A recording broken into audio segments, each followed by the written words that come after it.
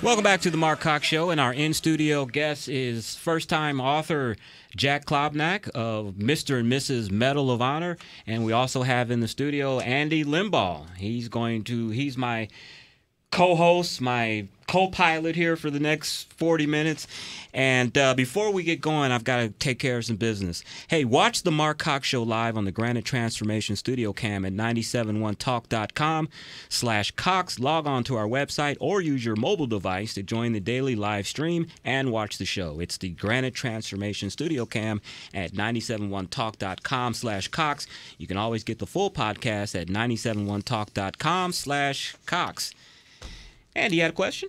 And hey, this is 9/11, and this last hour we kind of want to keep it light. Our next guest after Jack is going to be another author. So it's 9/11, and I wanted to have Jack on because I think his book is very appropriate for this day.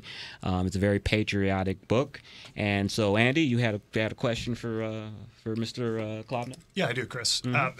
So Jack, your book, this is your first book, and this is self-published, correct? Correct. So how did you think, okay, when you decided that you wanted to write a book and go down that road, and so did you talk to any editors or did you talk to publishing houses, things like that, and say, okay, I have an idea for a book, this is what it is, and now what do I do? Yeah, I talked to a few book editors. I'm 66 years old. The odds of a publisher looking for a 66-year-old first-time author are about zero. The publishing business is extremely hard to crack. You have to have the right agent. All of that would have taken probably a couple of years, and while the book just sat. So the good thing about publishing today, it's been disrupted by Amazon, which probably sells more books than everybody else put together now. And they make it extremely easy to publish your own book. There are several steps. I mean, obviously you have to write it, but then it has to be formatted for the book process. It also has to be formatted differently for the ebook, which many people now don't buy paper books. They just download them and read them on their iPads or Kindles or whatever. So I found it just a lot more expedient to just do this. If it works, I don't have a lot of money invested in it. I've got a lot of time invested in it. And obviously I wouldn't even make minimum wage even if it becomes a bestseller. It takes so much time to do. But you then have to lean on experts, the editors to make sure your text reads well, the designers to do the cover, so when people look at it on the computer or in bookstores that it pops out, and then the formatters who get it together. And Amazon will print for you. If you sell one book that day, they'll print one book and mail it out the same day. 1,000 books, they'll do 1,000 books in one day. I don't know how they do it, but they're extremely efficient at it, and it's set up. It's really a democratic type of thing. Anybody can do it. If you can write it, they'll show you how to format it and get everything into the right shape to print. Now, we've seen in the past where a lot of conservative authors, their books end up in the cooking section of the local bookstore, or they're not even put out.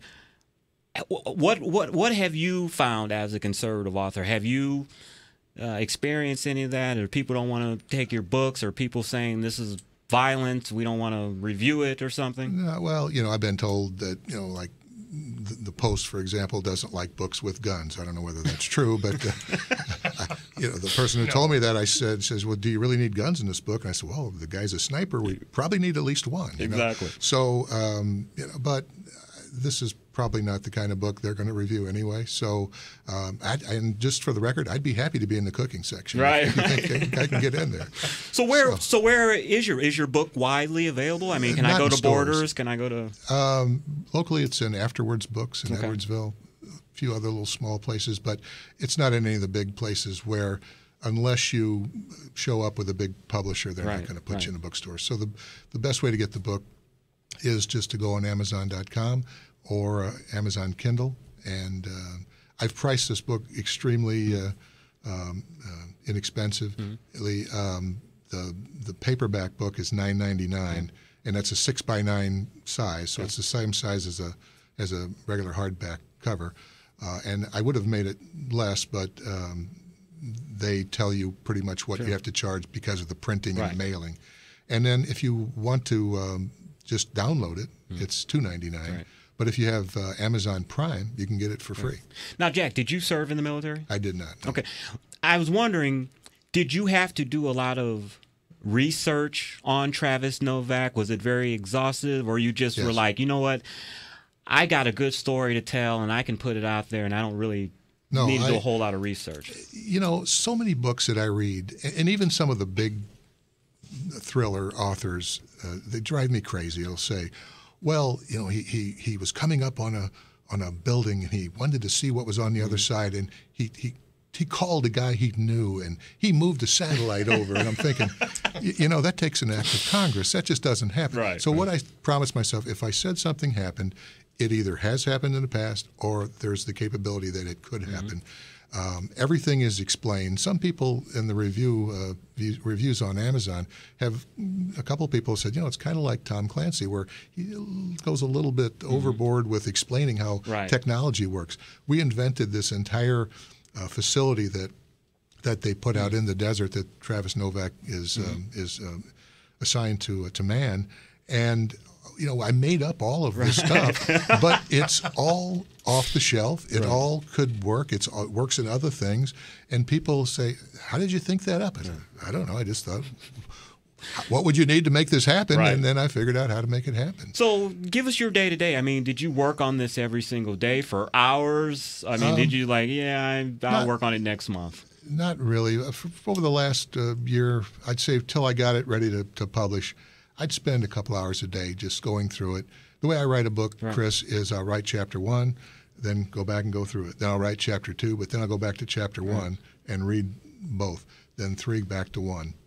And by doing that, you just continue to find mistakes, find little things that don't connect together quite right. And then somebody else has to look at it, because after a while, you know, everything looks the same to you. That's kind of how I tried to study in college, but it didn't take. Me neither. What's your elevator speech to tell people about your book? If you had a minute or two, what make me want to buy this book, Jack?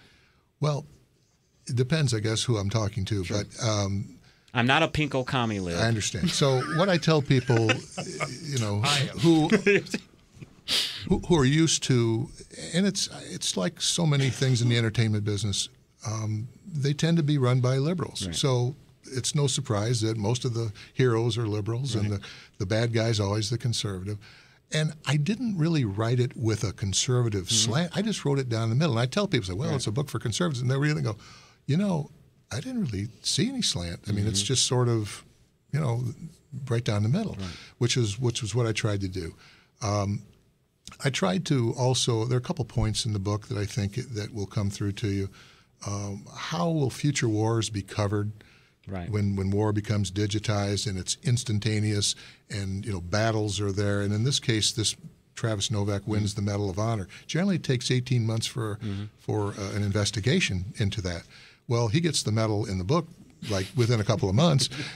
Why? Because it was on live TV. Everybody just saw what happened. Well, the president, of course, had an ulterior motive. He wanted to give him the medal so he would take the job. Don't give too much, sorry. don't give too much. So I hope that the Medal of Honor never gets politicized. That's one of the gems of our society, and it really should not be used by either party. Is that a message you're trying to give to your book? Yeah, and that's in the notes in the back. Okay. Yeah.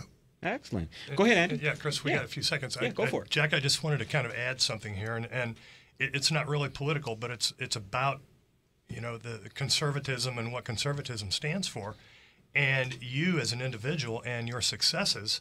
You know, you're a highly successful entrepreneur, businessman who was able to come up with a company idea on a paper napkin and make it happen, and then you had high success with your company, you sold it, and you decided to become an author, and now you've found out and figured out a way to print your book, and you just figured it out. And I think that's what people really miss, is the opportunities that this country provides. Is if you have an idea and you want to do something with that idea, You just have to start asking around, and you just figure it out. Jack, if you looked up entrepreneur in a dictionary, it would have a picture of Jack Klobnack. And I'm not trying to be overly flatter him. I mean, he's got another business that he's involved with, Dr. Tadoff, with Christopher Knight from Brady Bunch. Is he still your spokesman? Not anymore. Oh, okay.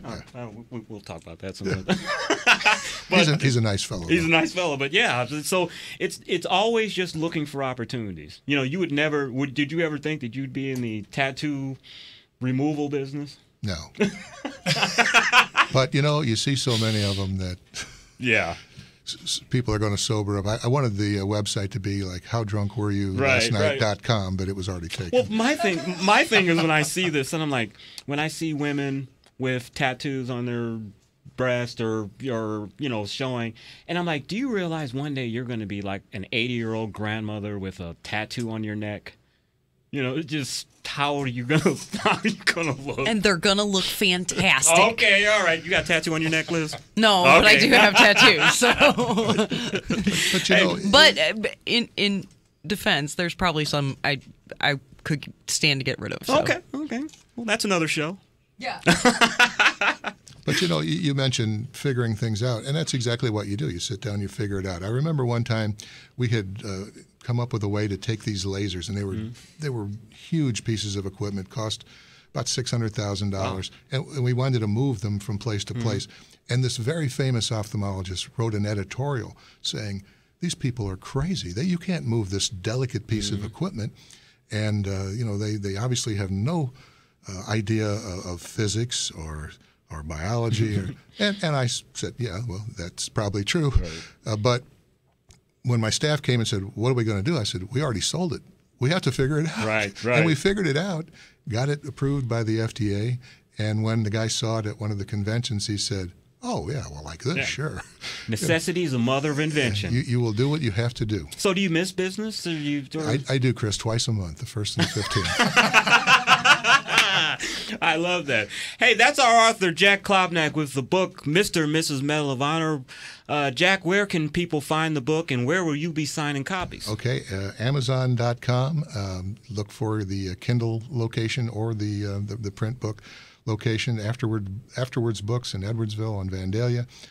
And I'll be signing the book at the Wildey Theater, the fashion show, on the 30th of this month at 7 o'clock for the benefit of the Wildey Theater in Edwardsville. Jack, thank you so much. Thanks for having me. Good to see you. Jack. Hope we sell some books. I hope so. Thanks. And we'll be right back with our next guest is going to be Carrie Hack and Audrey Sirocco are going to be talking about a fun book called Bleeping Motherhood.